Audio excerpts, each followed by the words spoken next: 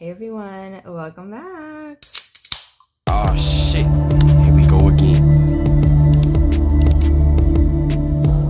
Alright, so welcome to my channel if you are new, but alright, we like to do reactions, commentary, story times, makeup, a little bit of everything. We do some cooking over here, so it's a little bit of everything for everyone. If that's your vibe, go ahead and subscribe, okay? Hey everyone, y'all. So today we're gonna be talking about the infamous Aaron the Plumber. All right, I came across this video on the YouTube. All right, their page is Hood187. Shout out to them. Y'all, they did a little mini deep dive on Mr. Aaron the Plumber. Okay, I was not expecting in any way, shape, or form. Okay, and I understand everyone has a life before fame, after fame, you know, all the in-betweens. Okay, but it was interesting to come across. I was just like, oh. And the title, He Terrorized Oklahoma, the diabolical story of Aaron the Plumber. Okay, and maybe this will give a little more explanation as to why he is, the way he carries himself, all the things, you know. But yeah, let's get into it. The video is about 7 minutes. I'll do my best not to stop too much and do too much commentary until after, just so, you know, we all take it in maybe. I don't know. But we will see how she goes. So let's talk about it. Aaron the Plumber terrorizing Oklahoma, allegedly. We don't know if this is true or not. We're just doing reaction, commentary. Yeah, Hood187. Let's talk about it. Today's episode, we're diving into the story of Aaron the Plumber. Aaron Sloan, widely known as Aaron the Plumber, has found himself in plenty of internet beef since skyrocketing to fame. But what most people don't know is that long before the plumbing gigs and online stardom, Aaron had a violent past that's rarely talked about. Aaron the Plumber was born in Stockton, California, where he and his family faced many hardships. It was alleged that his mother struggled with drug addiction, while his father was a gang leader. Aaron had 2 uncles and grew up being close to them, with both of them having gang affiliations with the Nightingale Bloods and the Northside Gangster Crips. With strong family gang ties, Aaron had protection in every neighborhood throughout Stockton. During his teenage years, Aaron the Plumber moved with his family to North Tulsa, which is not uncommon. Many people from California have ties to Tulsa, and vice versa. This connection contributed to Oklahoma's nickname, Baby Cali, as the state shares similar gang influences with... So the sad part is, they move these kids to Oklahoma, Arkansas, St. Louis, Illinois, the Midwest, to get them away from gang life, gang culture, all the bad things, etc. They try to move them to a small town so they get that, like, small town, like, homegrown, like, American Pie, super sweet, like, type of environment to grow up in. But you know how black people be, you know, we love hood things, we love ratchet things, we love long nails, we love big hair, like, and you know, it's kind of itched in our DNA a little. So I mean, we all have a little bit of that ratchetness and hoodness in us, you know what I mean? But it all goes to what do you do with that? You know what I mean? Do you use it as a way to be resourceful, think outside the box, and, you know, grow and get out of your, you know, the town you grew up in, sort of thing? Or do you stay stuck in that mentality and you're being a gangbanger at like 40 and 50 years old when you should be, you know, having property, having investments? You're probably a grandpa by that age nowadays, and it's like, go sit your ass down somewhere, you know? But yeah, just a little side note, that's what normally happens most of the time when people, you know, move to small towns like from California or Miami or New York, and they want to move someplace down south or in the Midwest where things are slower, it's more, quote unquote, nicer than the city, you know. California. Aaron the Plumber attended Central High School while in Tulsa and is believed to be affiliated with the 46th Street Piru Bloods. It's alleged that he was involved in conflict with the 46th and 49th Boston neighborhood Crips. Rumors also circulated that Aaron the Plumber had put hands on numerous members and even spun their block. The photos of him posted up in the 40s show ties to 111, 42, 44, 46, and 40. It's so funny, you guys, because how he was introduced to the world, or how he became as infamous as he is now, from the Pop the Balloon challenge. And the way he came off is just like, this is the same person? Like, this is the same person? I don't know, but excuse me.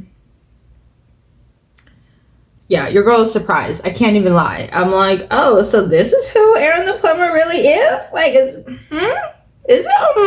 Who? Well, there's pictures, and these pictures are the type of pictures that cannot be AI. Okay, these are old school pictures. Okay, talk about Polaroid or what was the name of it? Kodak or Fiji, the disposable cameras we used to get back in the day. That's where it looks like these pictures came from. The location where the picture was taken is territory claimed by the 49s. But Aaron would be quoted saying that if he saw an op without a gun, he'd either put his weapon away or hand it off to someone else so they could run a fade.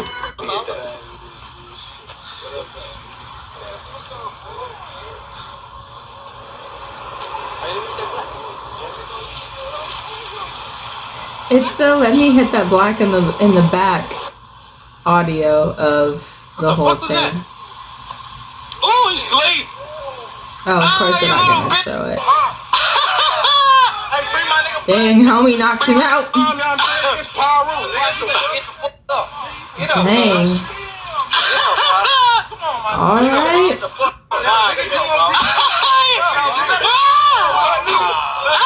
Okay.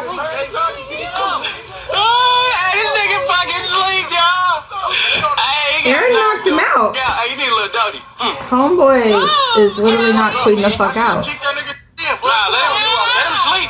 He's sleeping like a baby. Hey, this is going on straight on YouTube. This even 1 minute, dick. It's on, bro. Sometime during his active days as a gang member, Aaron the Plumber would get caught lacking, and an op from a hood he had allegedly attacked days before came back to settle their beef. Aaron was standing outside of a house, smoking and hanging out. That's when a car circled the block.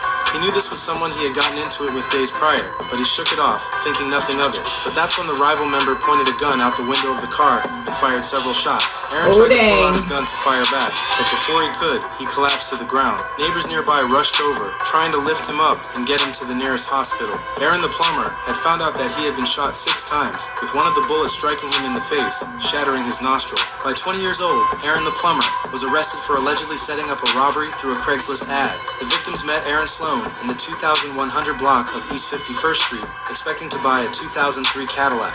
One of the victims reportedly found the car on Craigslist. After meeting up with Aaron, the seller, going on a test drive and deciding to purchase, a masked man walked up to them and reportedly pointed a gun while demanding money. The suspect allegedly took a wallet, an iPhone from one of the victims, and the other victim ran away from the scene.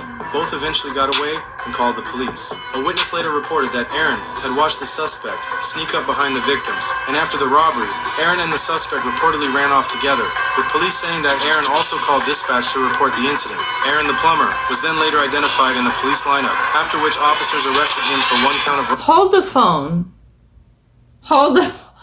What? So a witness said they watched Aaron watch the people run up on the car. But then they said Aaron called to report the... It's giving setup. Yeah. The math ain't mathing. Point blank. Robbery with a dangerous weapon in concert. He was then taken to the detective division for questioning. In Tulsa, there's growing speculation that Aaron may have cooperated with the police during the interview, with rumors suggesting this might be the reason he eventually returned to Stockton. But after serving time in prison for a series of crimes, Aaron walked out with a new mindset. He had been caught up in gang life for years, even continuing to gangbang while behind bars. But when his sentence finally ended and those prison gates opened, Aaron knew deep down he didn't want to go back to that life. Still, leaving it behind wouldn't be easy. Once he got out, Aaron landed a job at a local warehouse. It wasn't much, but it was a start. The pay wasn't great, and the work was hard. Long hours moving heavy boxes, loading and unloading trucks, dealing with strict supervisors who didn't care about his past or his goals. At first, Aaron kept his head down and just did the job. But over time, the small paychecks started to wear on him. The tiny raises barely covered groceries. He watched people around him struggle to survive off the same wages, and it didn't sit right with him. Aaron's life started to change when a close friend showed him a check, $47,000 for one plumbing job. Aaron couldn't believe it. That kind of money wasn't from the streets, it was from honest work. Right then, Aaron knew what he wanted to do, become a plumber. That was dookie water, y'all. Dookie water. Woo! One that 80% of plumbers failed. Ew. Aaron had taken the test 5 times before eventually passing. Aaron had officially became Aaron the Plumber and began doing TikToks teaching the black youth on how to do plumbing. His goal was to teach them how to escape the streets and build wealth, but he wouldn't see much success from his TikTok until later on. Aaron the Plumber became famous in June 2024 after he was on a YouTube dating show called Pop the Balloon or Find Love. He made a lot of blunt and shocking comments. Wait, so I'm trying to figure out, where did they find him from the jump? You know what I mean? Like, because they said he wasn't really too popular from the TikToks, but then he ended up on Pop the Balloon. So did he already have a big following, or something went viral and then they found him? Like, I'm trying to figure it out. Let me know if y'all want me to do a little mini deep dive or something to try to figure out how he even got on Pop the Balloon. Because your girls gonna try to figure it out. If y'all want me to, I'll figure it out. Because I know little people, some things, okay? I know some people in some high places and they can tell me some things, okay? Not too much, just enough. All right, but yeah, I'm like genuinely curious. And the video quickly went viral online. Oh, sorry, I'm supposed to say the Pop in the Balloon property. Got you. For me, it just did not work. I didn't feel like I had chemistry or wasn't fully attracted to you, and I feel like that counts if we are going to be going through a dating show, you know? Yes, the feeling is definitely mutual.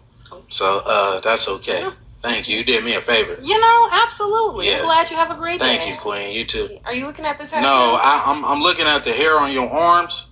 You know, the women I deal with, they don't have hair on their Don't arms. do too much. Hey, I'm just being honest, Don't do Queen. too much. But some viewers were offended by his comments and filed complaints with his employer. Be like, sir, technically we have hair all over our body. The hair that y'all don't see on women's faces is literally super, super thin, like almost white, clear hair. Like, he took shots that were very unnecessary. I don't know if he was feeling himself. He was feeling petty Betty. Was he like triggered by a bunch of beautiful women like rejecting him before he even said 2 words? Like, I don't know. Maybe homie was triggered or something. I don't know. Maybe he was feeling himself. I don't know. Like, can y'all figure it out? Help me. Help me. Help me. And as a result of all the hate, Aaron lost his job as a plumber. But instead of getting angry, Aaron leaned into the jokes and started trolling back. He even released videos dressed like a Ninja Turtle to mock his haters. After that, Aaron the Plumber decided to go all in on content creation. These days, Aaron pops up on all kinds of YouTube channels. Aaron is known for being messy and not having a filter, which often ends with him fighting with other creators. But this controversy only fuels his online presence, keeping him in the spotlight. His fans would even pull up on him begging to run a fade with him. You want to catch a fade? Get off that light, nigga. Go. Catch a Catch a fade, then. Get out the car, nigga. Catch a fade, then. Not catching. You want to catch Y'all. a fade? Hey, hold the phone. You want to catch a fade? But most of his haters still see him as a sucker. Okay, I'm gonna say this. Homegirl, talking about me, dated a hood dude here or there, and stuff like that happens. They will see each other in traffic and it will be on site. If one person is feeling froggy enough, they will leap, okay? And for me, where I'm at now, it's a little bit triggering to see because it's like so much drama goes on like behind that. But when it comes to guys will catch a friendly fade, like beat each other up and then go have a beer like 2 hours later. Like it's so weird. I could never figure it out. I don't try to figure it out, but yeah, I wouldn't know how to respond. I wouldn't know how to act. Like, nigga, we're driving and you want to catch the fade at a light, and then you know there's like other things going on around us. Like there's a whole world going on around us. Like y'all could have pulled over and did that. Like y'all didn't have to do that at the light. You know what I mean? Like giving a little ghetto. To catch a fade. Now that Aaron the Plumber has fame, a lot of people in Tulsa are trying to take it from him, calling him a snitch and threatening him if he comes back. But Aaron the Plumber replied to anyone who had something to say about him, telling them to stop acting like he wasn't really active when he was in Tulsa. He made it clear he's not worried, saying he can't wait to come back. Aaron the Plumber is someone who came from rags to riches and really showed the world that you can be a gangster and a plumber. But what might stop his fame is his ego, because Tulsa is known for being deadly. So Aaron the Plumber might just lose his life if he pulls up on the wrong YN. Thanks for watching another episode of 5187. Want early access to new... Yeah, I mean, they were not lying in any way, shape, or form, okay? Like, at all. But yeah, his ego might be his downfall. I did do another video on him. I'll put it in the description box, I think like a month ago, give or take. And it was basically Ray J and Lemon Pepper Stepper of Zeus Network. You know, poor Aaron got spit on, hocked a loogie on by Ray's security. And it's like, these freaking security guards and these little celebrities, it's like, they doing too damn much, okay? They're doing too damn much. And God forbid your life be in danger and then you go to the police or say something to try to get some type of protection and you're a snitch? Like, I understand, like, you know, the whole snitches get stitches, all the things, like, you know, don't be a snitch and everything like that. But it comes to a point where there's a line in the sand. You know what I mean? Like, you come to a point in life where you are not 19 anymore. You are not in your 20s anymore. We are trying to build generational wealth. We are trying to build our empires individually. And you have to grow out of that mentality. You know what I mean? But yeah, I'm just curious as to how things are gonna go for Aaron. You know what I mean? Because now he's saying his life is in danger. People are stalking him. Someone ran into his house in the video I did previously. Like, it's just a lot going on. And the craziest part is there's so many moving parts when it comes to the industry, things going on behind the scenes, production, higher ups. Like, it's like a whole other world beyond the daily world, if that makes any sense. But yeah, let me know what you guys think. I didn't know Aaron had that past, allegedly, and am I surprised? No. This does make a lot more sense as to why he acts how he acts, why he carries himself the way he carries himself, and why he does what he does. Like, it makes more sense to me now. I've came across a lot of people in my life, and, you know, I don't judge people because, you know, everyone has a life, everyone has a story, and everyone is dealing with whatever they're dealing with on the daily. I'm just surprised, but it makes more sense. You know what I mean? It makes more sense as to why he is the way he is. And my advice to him in general, pack your stuff, get offline, just leave the country. You know, find some peace, some way, shape, or form. I'm pretty sure he probably wants a wife and everything like that. And, you know, that'll come in due time. I feel like right now he needs to just focus on himself, center himself, and figure out his life path. You know what I mean? Like, he could open up a plumbing school, like, share his story with these stupid young kids running around here trying to be rappers, like, every day. Like, it's beyond. But I'm so sorry to go off on that tangent. I just wanted to get that out.